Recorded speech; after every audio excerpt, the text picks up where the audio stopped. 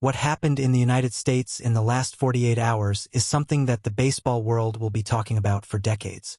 Munetaka Murakami, in a desperate and deeply personal attempt to repair the damage he has caused, boarded a plane alone and flew to the United States to find Shohei Ohtani and deliver a face-to-face apology. No team, no agent, no publicist, just Murakami, alone, carrying the weight of everything he has said and done, hoping that the greatest Japanese baseball player alive would be willing to hear him out. But what happened when he arrived was something nobody could have predicted. The White Sox CEO refused to even acknowledge his existence. The entire team turned their backs on him in an act of collective boycott that humiliated Murakami in front of the entire baseball world. And then came the moment that broke everything. Shohei Ohtani, the man Murakami had called in the middle of the night, the man he had trusted with his deepest feelings, the man he had flown thousands of miles to see, looked at Murakami, pulled his hand away, and said words that cut deeper than any suspension ever could. Go away. I don't want to see your face again. The baseball world has never seen anything like this. And we are about to tell you everything. In the days following his explosive interview, his permanent departure declaration from Samurai Japan, and the devastating one-year suspension handed down by the Chicago White Sox, Munetaka Murakami found himself completely alone. Not just professionally, personally, deeply and painfully alone in a way that he had never experienced before in his entire career. Sources close to Murakami say that the days after the suspension were the darkest of his life. He barely left his apartment. He stopped responding to messages from friends and former teammates. He refused all interview requests and declined all public appearances. He sat with the consequences of his own words and actions in complete silence, and what he found in that silence frightened him deeply. Because for the first time since everything exploded, Murakami began to truly understand the damage he had caused. Not just to his own career, not just to the Chicago White Sox organization, but to the people who had trusted him, supported him, and stood by him through everything, including Shohei Ohtani. According to people who were in contact with Murakami during this period, he became consumed by guilt over the late-night phone call he had made to Ohtani. He began to realize that by calling Ohtani in the middle of the night and pouring out all of his pain and his decision to abandon Samurai Japan, he had placed an enormous and unfair burden on a man who was already carrying the weight of an entire nation on his shoulders. He had drawn Ohtani into his personal crisis without ever stopping to consider what that would cost Ohtani. And the more Murakami sat with that realization, the more unbearable it became. Until one morning he made a decision. He was going to fly to the United States. He was going to find Ohtani. And he was going to apologize face-to-face, man-to-man, with no cameras, no agents, and no carefully prepared statements. Just the truth. He booked his flight alone. He packed a single bag. And he got on the plane. Murakami landed in the United States carrying nothing but a quiet determination and a desperate hope that Ohtani would be willing to see him. He had not called ahead. He had not arranged a meeting through official channels. He simply arrived because he believed that showing up in person, unannounced, alone, and vulnerable, was the only way to demonstrate that his apology was genuine. His first stop was the Chicago White Sox facility. Despite being under a one-year suspension that barred him from all team activities and official premises, Murakami made his way to the stadium, hoping to at least make contact with someone inside the organization who could help him reach Ohtani or arrange some form of communication. What happened when he arrived was swift, cold, and deeply humiliating. Security stopped him at the entrance before he could get anywhere near the building. Within minutes, word reached the White Sox CEO that Murakami had shown up unannounced at the facility. The CEO's response was immediate and completely unambiguous. Murakami was not welcome. He was not to be admitted. He was not to be given access to any member of the organization. And any attempt to make contact with players, coaches, or staff would be treated as a direct violation of the terms of his suspension. The CEO did not come out to speak to Murakami personally. He did not send a representative. He did not offer any message of acknowledgement whatsoever. He simply instructed security to turn Murakami away and made it clear through official channels that as far as the Chicago White Sox were concerned, Munetaka Murakami did not exist. Standing outside the stadium in the cold, turned away without a single word from the organization he had given years of his career to. Murakami reportedly stood completely still for several minutes. People who saw him in that moment describe him as looking completely lost, like a man who had traveled thousands of miles only to find a locked door with no handle on his side. But he did not leave, because the White Sox CEO was never his primary destination. Ohtani was. Before Murakami could make his way to find Ohtani, something happened that made his situation dramatically worse. Word had spread, through the tight-knit world of professional baseball where news travels faster than any official announcement, that Murakami had arrived in the United States alone and was attempting to make contact with players from the White Sox and beyond. The response from the White Sox players was something that nobody in the baseball world had seen coming. In what sources describe as a spontaneous and completely unified act, the entire Chicago White Sox roster made a collective decision. They would not speak to Murakami. They would not meet with him. They would not acknowledge him in any public setting. And if he approached any of them directly, they would turn and walk away without a single word. It was a boycott, total, absolute, and devastatingly public. The story broke on social media first, as these stories always do. A reporter spotted Murakami attempting to approach a group of White Sox players outside a training facility and captured the moment on video.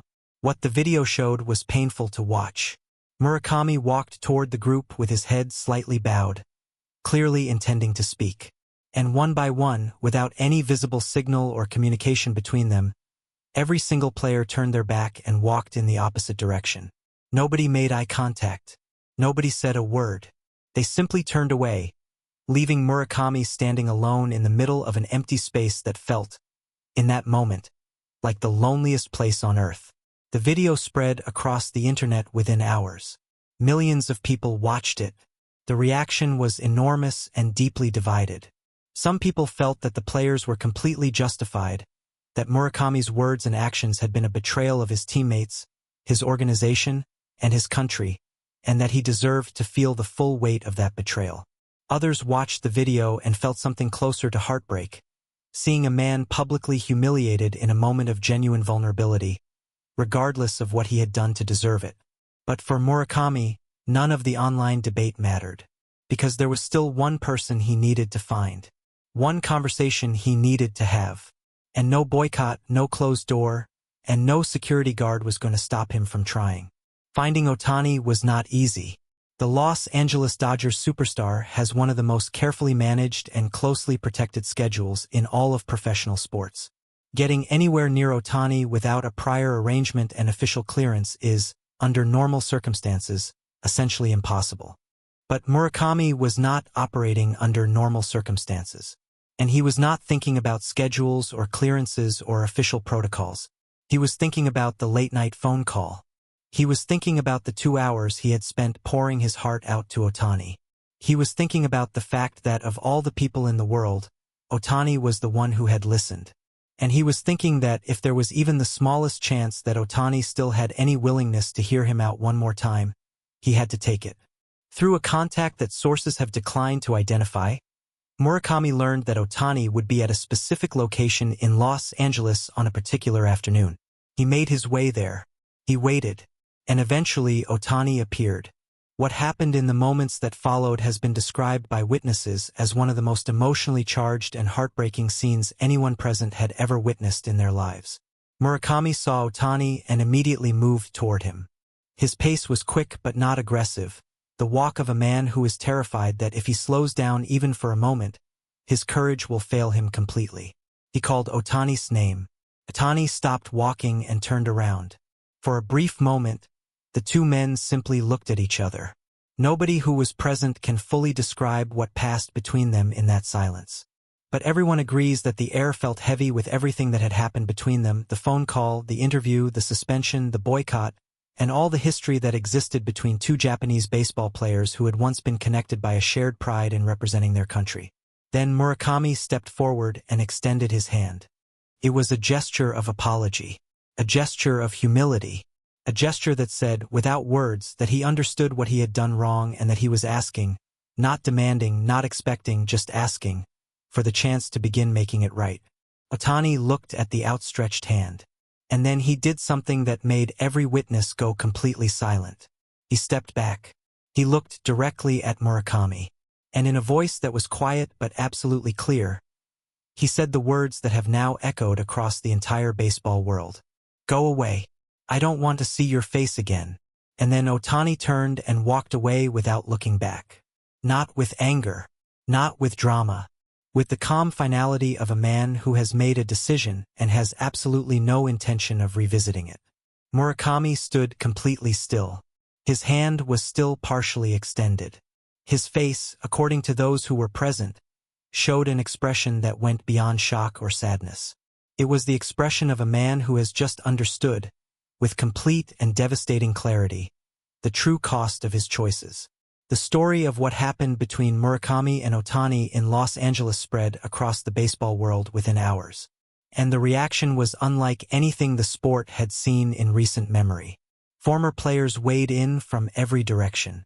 Some said that Ohtani's response, while painful, was completely understandable. They pointed out that Ohtani had gone out of his way to listen to Murakami during that late-night phone call, had given him genuine time, genuine attention, and genuine care, only to watch Murakami go ahead and make decisions that dragged Ohtani's name into a public controversy that he never asked to be part of. From that perspective, Ohtani's refusal was not cruelty. It was a boundary, a necessary and deeply human boundary drawn by a man who felt that his trust had been abused.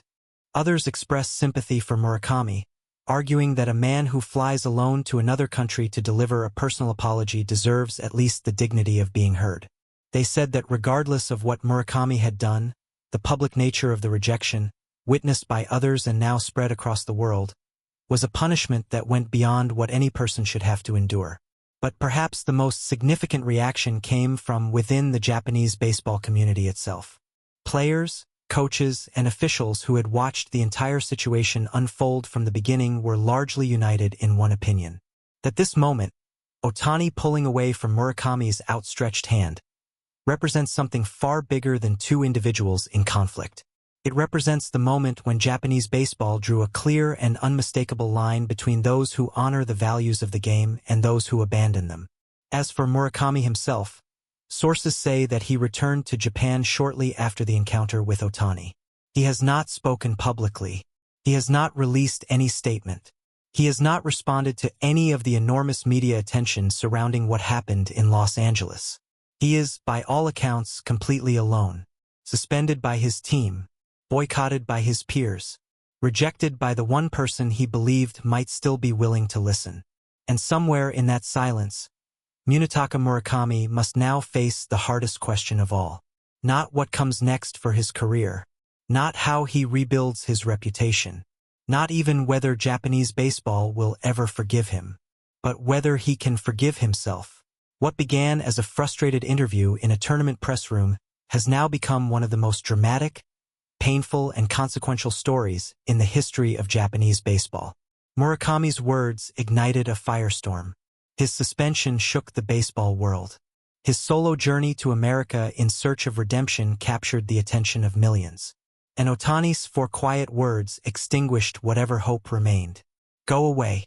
I don't want to see your face again." Those words will stay with Japanese baseball for a very long time. Not because they were spoken in anger, but because they were spoken with the calm, unwavering conviction of a man who understands better than anyone what it means to represent Japan with dignity, with commitment, and with absolute respect for the game and for the people who love it. Murakami chose a different path, and now he must live with where that path has led him. The baseball world will move on. New stories will emerge. New heroes will rise and new controversies will capture the public imagination. But this story of pride, of pain, of a desperate journey across an ocean, and of 4 words spoken outside a building in Los Angeles will never be forgotten. Thank you so much for watching. This is one of the most emotional and talked about stories in baseball right now, and we want to hear your thoughts. Do you think Ohtani was right to walk away? Do you feel any sympathy for Murakami? Drop everything you are thinking in the comments section below. And make sure you subscribe to our channel right now because the biggest and most dramatic stories in Japanese baseball are happening every single day, and you do not want to miss a single moment of any of it.